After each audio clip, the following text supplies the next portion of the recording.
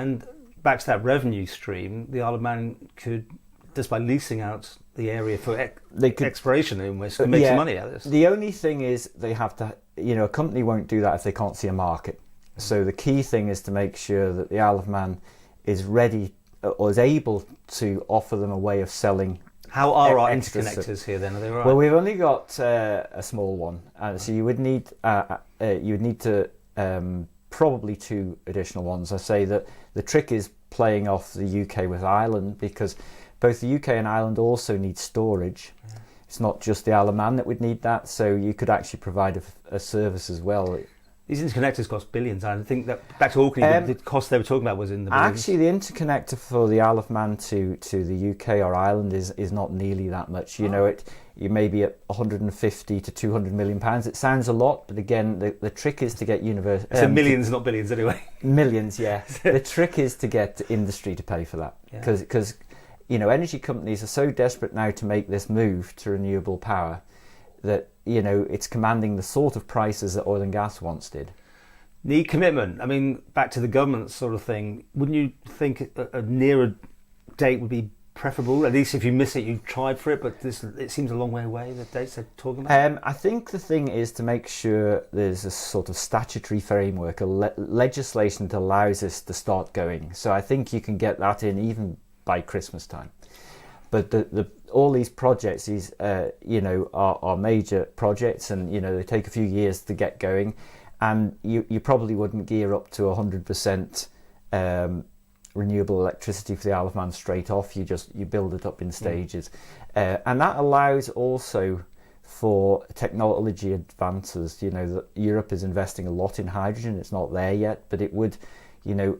Again, people talk about electric vehicles, but batteries are probably not the optimum way to power electric vehicles in the future. It'll probably be hydrogen fuel cells, but then you need to be able to generate the hydrogen from renewable power, and you need to have a way of storing it. And although fuel cell technology is relatively good, it's actually producing and storing the hydrogen is a bit of an issue at the moment, and that requires further work.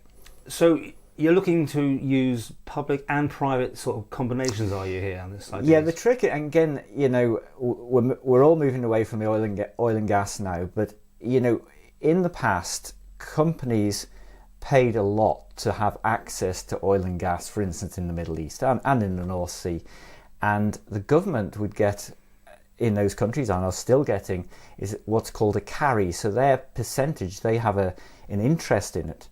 But the companies pay all the money that otherwise a partner would have to pay to invest in, for instance, an interconnector. So the trick is, because again, companies see profit in the future, so they're prepared to take, say, 20% of the government with them, and so essentially there is a way that a government can get a free, can be taken with it for free. That always helps. Your group, are you looking for people to join you, or yes. So we now have some local sponsors, large companies, but local sponsors. We're not quite ready to announce that yet, but once we have that, the idea is it will be a think tank. So we'll want to engage many people from here, but also because we have connections with Scandinavian universities and some UK ones, and actually Irish as well.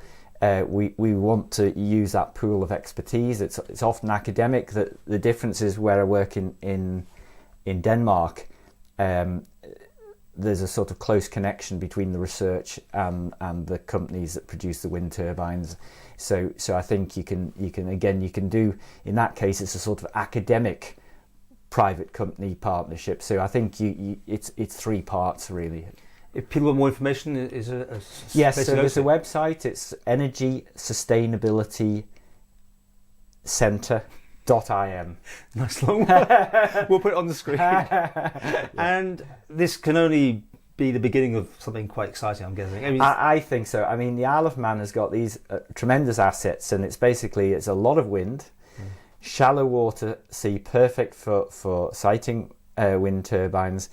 And it's in a central position, so it can actually export. But even if the UK broke up, you've got Scotland, England and Wales nearby, and Northern Ireland, and then Ireland. So it is a tremendous opportunity. It just, how to do it, that's what we're researching. Well, I said at the beginning, don't go into names in government because obviously some were more than others, but with a new government coming in here, expectations should be higher, maybe, that things will reset and then be moved on. Well, yeah, I mean, honestly, what's happened is great, but now you want to sort of say the Isle of Man is open for business now. And of course, there are people that don't want to see wind turbines.